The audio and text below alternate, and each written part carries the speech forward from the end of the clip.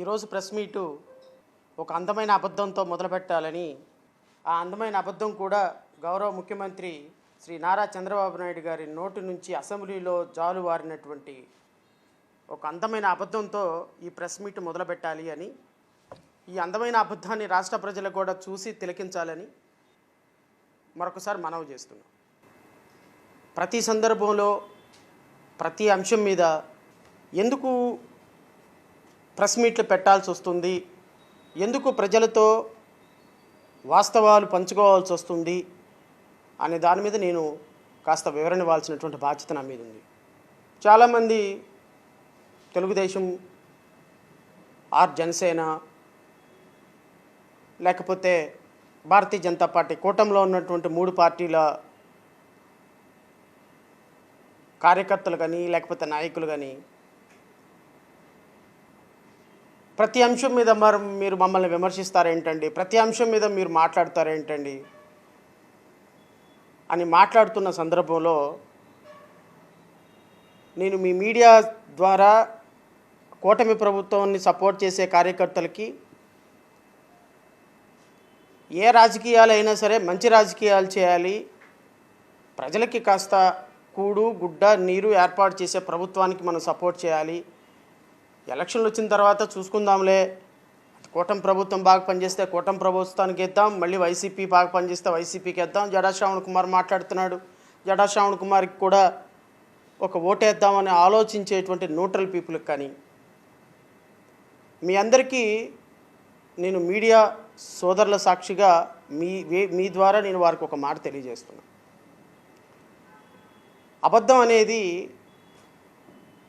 నిజం గడప దాటలోపు అబద్ధం అనేది ప్రపంచం మొత్తం చుట్టూ వచ్చేస్తుందంట. నిజం కనీసం గడప కూడా దాటదు, అబద్ధం అప్పటికి ప్రపంచం మొత్తం చుట్టేసి వస్తుంది.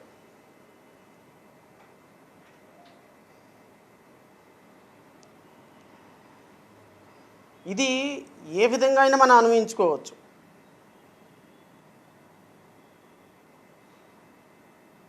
అంటే ఒక అబద్ధాన్ని నిజం చేయటానికి మన దగ్గర డబ్బు ఉండాల్సిన అవసరంలే, మన దగ్గర మంచి చేయాలి అని మనసు ఉండాల్సిన అవసరంలా, లక్షల మంది కార్యకర్తలు ఉండాల్సిన అవసరంలా, మన దగ్గర ఉండాల్సింది ఏంటి అంటే అబద్ధాన్ని నిజం చేయటానికి, నిజాన్ని అబద్ధం చేయటానికి మన దగ్గర ఒక మీడియా ఉంటే సరిపోతుంది. నా దగ్గరికి ఒక వారం 10 రోజుల క్రితం ఒక సెఫాలజిస్ట్ అని ఒక అబ్బాయి వచ్చాడు, ఒక కుర్రోడు. అంటే కొంచెం హైదరాబాద్లో ఉంటారు, వాళ్ళకు ఒక ఒక ఇన్స్టిట్యూషన్ ఉంది. రాజకీయ పార్టీలు పెట్టుకున్న వాళ్ళకి సలహాలు ఇవ్వటం, వాళ్ళు ఎలా ప్రజల్లోకి వెళ్ళాలి, వాళ్ళు ఎలా గెలవాలి అని చెప్పుకోవటానికి ఈ మధ్యకాలంలో కాస్త వాళ్ళు బిజినెస్ పరంగా ఆలోచన చేస్తున్నారు. నన్ను అడిగాడు, సార్ మీరు రాజకీయ పార్టీ పెట్టుకున్నారు కదా అంటే, అవునయ్యా పెట్టుకున్నానని. సార్ మీరు ప్రజల్లోకి వెళ్ళాలి అనుకుంటే మీ దగ్గర మరి మీరు ఎలా వెళ్ళాలి అంటే, నేను అన్నాను, మా దగ్గర అయితే డబ్బు లేదయ్యా, ప్రజల్లోకి వెళ్ళే సందర్భంలోకి వెళ్తాం, మా దగ్గర డబ్బు లేనప్పుడు ఎప్పటికిప్పుడు మేము కోట్ల రూపాయలు ఖర్చు పెట్టుకొని చేసుకోలేం కదా అంటే, సార్ మీ దగ్గర కోట్లు ఉండాల్సిన అవసరంలా, మీ దగ్గర జనాలు ఉండాల్సిన అవసరంలా, మీ దగ్గర ఏమీ ఉండాల్సిన అవసరం లేదు, మీ దగ్గర ఒక చిన్న మీడియా ఛానల్ లాంటిది పెట్టుకుంటే మీరు దేన్నైనా శాసించవచ్చు సార్. అవి ఎలా ఉండాలి అంటే ABN TV5 లాగా ఉండాలి సార్. ఈరోజు తెలుగుదేశం పార్టీ మొత్తాన్ని నిలబెడుతున్నది ఆ 2 ఛానల్సే కదా సార్. బాగా చెప్పావయ్యా, కరెక్టే నువ్వు చెప్పింది, ఖచ్చితంగా డబ్బులు ఉంటే మాత్రం ఒక ఛానల్ పెడదాం, అది ABN TV5 లాంటి మహా టీవీ లాంటి ఛానల్స్ వద్దు, కాస్త నిజాలు మాట్లాడేటువంటి ఛానల్స్ పెడదాము, ఖచ్చితంగా నా దగ్గర డబ్బులు వచ్చిన రోజు నేను కబురు చేస్తాను అని చెప్పాను. నేను ఎందుకు ఈ మాట రాష్ట్ర ప్రజలకు షేర్ చేస్తున్నానంటే, ఒక అంశాన్ని ప్రజల మస్తిష్కాల్లో నింపటానికి ఈరోజు ఒక అసభ్యకరమైనటువంటి పని చేసి టీటీడీలో ఒక అత్యున్నతమైనటువంటి ట్రస్ట్ బోర్డు చైర్మన్గా ఉండి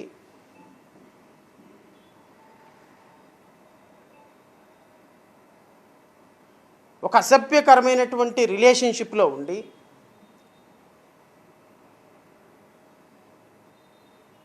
వంటగదిలో కౌగిలించుకొని ఉన్నటువంటి వీడియోలన్నీ బయటకు వచ్చిన తర్వాత ఏం తప్పుందా ఆ వీడియోల్లో, అది నా వ్యక్తిగతమైన విషయం, తిరుమలకి ఏం సంబంధం అని చెప్పినటువంటి ఒక దుర్మార్గపు మాటల్ని, పైగా దీన్ని ఎలా సార్ అని మీడియా సోదరులు అడిగితే మైండెడ్, నాకు ఒక ఛానల్ ఉంది, నేను కూడా మీడియాలో ఉన్నా, తగ్గేదేలే అని చెప్పినటువంటి ఒక టీటీడీ చైర్మన్ మీద కనీసం ఒక స్పష్టమైనటువంటి వైఖరి ప్రదర్శించిన ఒక ముఖ్యమంత్రి దేనికి భయపడుతున్నాడు అనిపించింది నాకు. నిజమే కదా. ఇప్పుడు అదే ఒక కలెక్టరో, ఒక ఐపీఎస్ ఆఫీసరో, లేకపోతే ఒక ఎంపీయో, ఒక ఎమ్మెల్యే అయితే ఈ పార్టీకి 2 నిమిషాల్లో తీసేద్దును, ఎక్స్ప్లెనేషన్ షోకాస్ నోటీస్ ఇద్దును. ఒక పవిత్రమైన పుణ్యకారంలో ఉన్నటువంటి ఒక వ్యక్తి, ఆ వ్యక్తి చేస్తున్నటువంటి అంశాలని మళ్ళీ మీడియాలో కూర్చొని దాన్ని సమర్థిస్తున్నటువంటి విధానం అంటే, నిజంగా ఈ ఛానల్లో కూర్చొని 5 సంవత్సరాల పాటు ప్రజల కోసం, ప్రజా సమస్యల కోసం మాట్లాడినందుకు సిగ్గుపడుతున్నాను నేను. నిజంగా మీరు ఇంత దగుల్బాజీ ఛానల్స్ అని, ఇంత పనికిమాలిన ఛానల్స్ అని, ప్రజల సంక్షేమం, ప్రజల మంచి, ప్రజల అవసరాలు, ప్రజల కష్టాలు వదిలేసి ఒక ప్రభుత్వాన్ని ఇంత దారుణంగా మీరు, ఒక ప్రభుత్వం ఇంత దారుణమైన పనులు చేస్తున్నా కూడా ఆ ప్రభుత్వాన్ని ఇంత దారుణంగా మోస్తారు అని కనీసం ఇంగిత జ్ఞానం లేకుండా, మీడియా అనే ఒక చలనం లేకుండా తయారవుతారని నేనైతే కలలో కూడా ఊహించలే. ఇంత దారుణంగా మోసం చేస్తున్నటువంటి ఈ ప్రజాకంటక ప్రభుత్వాన్ని మోస్తున్న విధానం, అట్ ది సేమ్ టైం మిమ్మల్ని కూడా ప్రభుత్వం అలాగే మోస్తుంది. ముఖ్యమంత్రి, ఉప ముఖ్యమంత్రి కనీసం దీని మీద ఒక ప్రకటన లేదు.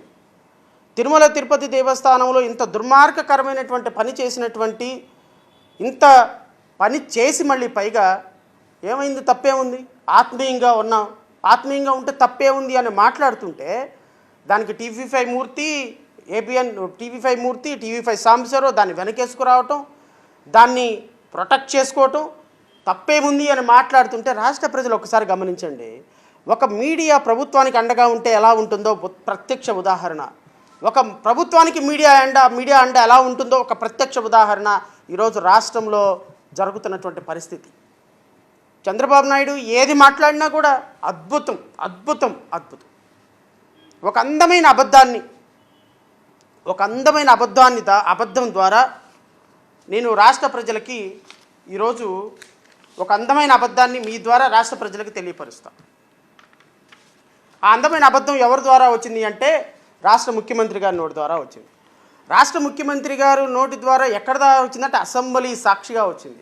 నేను రాష్ట్ర ప్రజలను కోరుతున్నా, కూటమి ప్రభుత్వంలో ముఖ్యమంత్రి చంద్రబాబు నాయుడు, ఉప ముఖ్యమంత్రి పవన్ కళ్యాణ్, మంత్రి నారా లోకేష్, కాబోయే ముఖ్యమంత్రి నారా లోకేష్ మాట్లాడే ప్రతి మాట ఇలాగే ఉంటుంది సోదరులారా, ఇలాగే ఉంటుంది. న్యూట్రల్ పీపుల్ అందరూ అర్థం చేసుకోవాలి.